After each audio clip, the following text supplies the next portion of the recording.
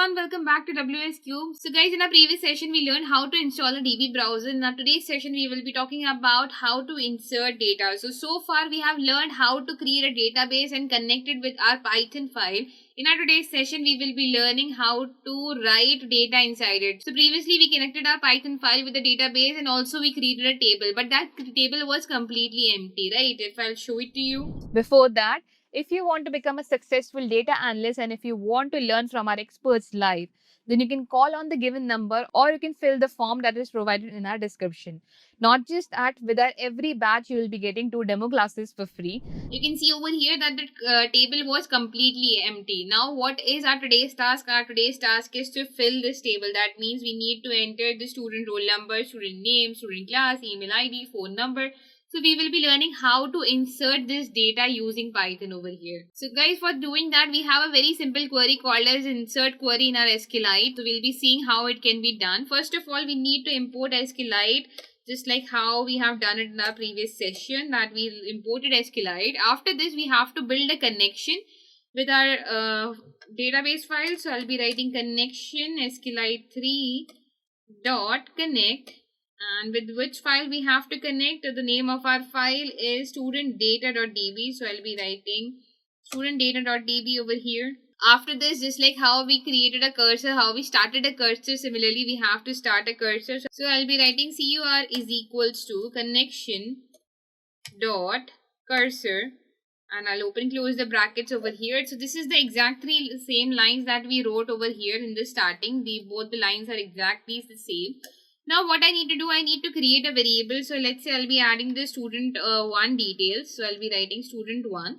Student 1 is equals to, I'll be opening the triple quotations again so that I can press enter over here. So if I'm writing, lots of data and it's going in a one line and all we have to do is scroll all the way towards the right, that would be that would not look nice, right? And it would also make us confused. So we will be using triple quotations so that we can press enter over here. So now what we are going to do, as I told you, that we are going to use our insert query over here. So I'll be writing insert into, that means where we are inserting it into our students table. So here we have a student table that in our first session we learned create table if not exist, and what is the name of the table? That is student. So we will be inserting it into student table.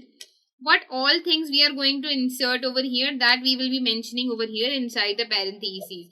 We know that the roll number is a primary key that will auto increase over there. So we don't need to provide the values for the roll number. We will be starting with the student name. So I'll be writing student name. We will be talking about the student grade, or is it class over there? So it's a student class, and then student email. And lastly, we have student phone number. So these are our 5 fields which we need to fill. Okay, with what values? So values we will be writing over here. These field needs to be filled with the values over here. So we'll be writing values, and inside the bracket, that means inside the parentheses, we'll be providing inside the single quotations the values to it. So let's say the name of the first student is John. Okay. I'll press a comma, student class, that means in which grade the student is. Let's say the student is in 6th grade. I'll put a comma again, student email. So I'll be writing the student email as xyz@gmail.com. And I'll put a comma and write any phone number over here. Okay. And I'll close the parentheses. Now these are the fields in which these values we need to insert. Now what is the next thing over here? That we need to execute this. So for executing this, we will be writing cursor dot execute. What execution we need to do? We need to do the student one. This student one variable needs to be inserted inside our file. So I'll be writing student one over here. And lastly, what we need to do, I'll be writing connection dot commit. Now guys, what is this commit? Commit allows us to make any changes to our file. If we are inserting a new data, if we are updating a data, if we are deleting a data, or even if we are fetching the data, the commit allows us to make changes to the data. Okay, so here we will be using connection dot commit. And now if I run it over here, okay, there is a missing apostrophe over here, that means single quotations. Now if I run it, nothing will happen over here, but let's see our DB browser. So as soon as I go to DB browser and refresh it, you can see that on number 1 we have John, who is in 6th grade, whose email is xyz@gmail.com, and the phone number is the phone number that has been given. So this is how we can insert a single data over here. Now this was with the predefined variables. That means we defined this variable. What if we want to take the input from the user? So if we want to take the input from the user, there is again one very simple method that I'll be creating variables as outside over here. That variable 1 is equals to input because it's a string. So I'll be simply writing enter name here. Variable 2 would be holding our student's grade. So I'll be writing input, enter grade here. Variable 3 will be holding our student's email address. So again normal input, parentheses, and enter email here. And lastly variable 4, which will be holding our student's phone number. So that will be taken in integers. Why? Because it's all the numbers over there. So we'll be writing integers, and I'll be using enter phone number here. As soon as I'm done, what I'll be doing, I'll be creating tuples over here which will store my variable 1, variable 2, variable 3 and variable 4. Because if we try to write these variables directly over here, if I try to write variable 1 comma variable 2 comma variable 3 comma variable 4 over here directly, and I try to run it as well. So suppose if I'm adding any data, so it says there is no such column as variable 1, variable 2, variable 3, variable 4. So what we can do, I can just copy this, remove this, and create a tuple over here. So I'm creating t is equals to, inside this I'll be entering these values, variable 1, variable 2, variable 3 and variable 4. Here inside the values I'll be putting question mark, comma, question mark, comma, question mark, comma, question mark. That means here right now no values has been assigned, but this will hold the variable 1, variable 2, variable 3, variable 4. And when we are executing this function, we will be providing with the two parameters over here. One is student 1 and the second is the t. That means this student 1 will be executed, and inside this at the places of the question mark, this tuple t, whatever the values this tuple t is holding, these values will be executed. Now if I run it, it asks me for the details. So if I write carry over here, I enter the grade of carry, that is 5th, enter the email abc@gmail.com, and enter the phone number. So any phone number if I have entered, and if I press enter, nothing will happen. That means no error is here. But at the same time, if I open DB and refresh it, you can see on number 2 the carry has been added. That means we have taken the input from the user and we have stored it over here, right? Now a question might arise that what if we want to give multiple inputs? Suppose if we are taking the input from the user, or also we are using predefined variables over here. Now what can be done if we want to use multiple inputs? Your answer would be very simple, that we can use a loops over here. So I'll just show you one example. That I'll be creating a while true over here. Inside while true, I'll be adding all these things. So everything got added inside the while true. Now what should be happening over here? I'll be using a repeat. Repeat is equals to input. And do you want to add more data?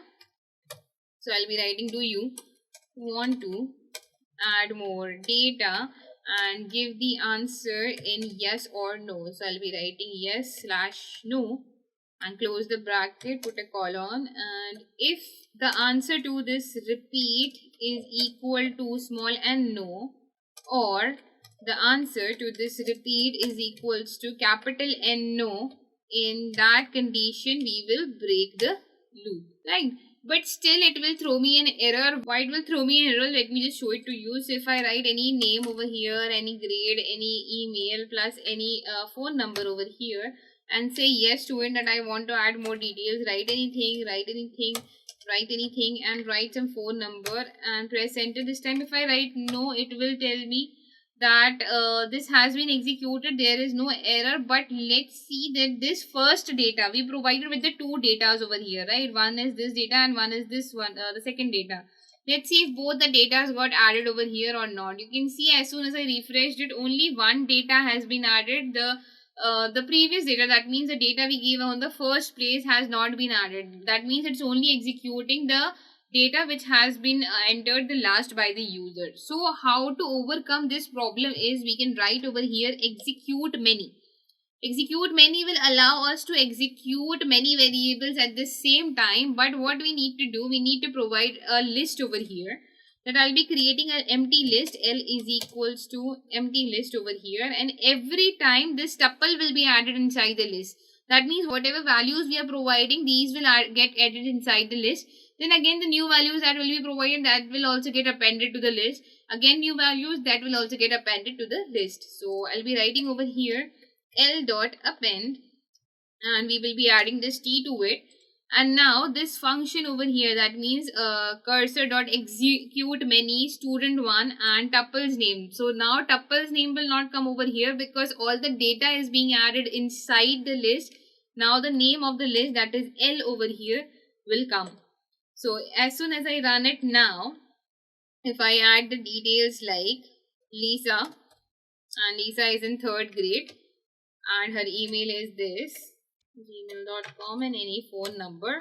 Similarly, if I write yes and add one more detail, let's say for Peter, and Peter's grade is 3rd again, and the email is any email @gmail.com, and I'm just writing a random phone number over here, and if I say no to it, so nothing will happen over here, but as soon as I open my DB, it should get added. The two data should get added over here.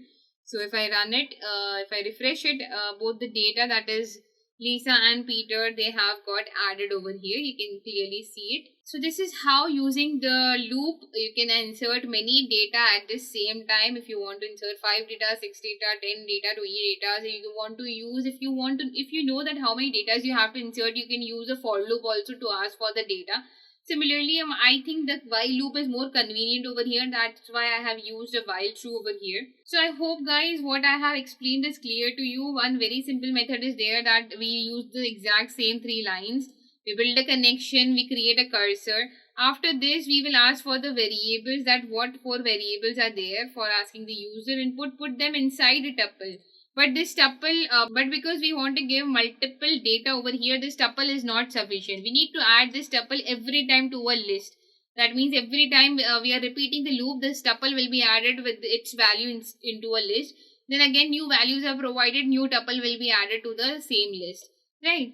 Similarly, we will be executing it, and lastly, because we want to execute many of them at the same time, we will be writing cursor.execute many and call our variable student1 over here, which is inserting all the data along with the name of the list over here that we have been maintaining, and all the data is being entered over here. Lastly, connection.commit. Commit allows us to make any changes that we want to make in a file, whether it's about adding a new data, updating a new data, or deleting a data. The commit will be used over here to make any changes to the file. So guys, this was our insert query. I hope you guys have no doubts and no questions, and now you know how to add data to a file.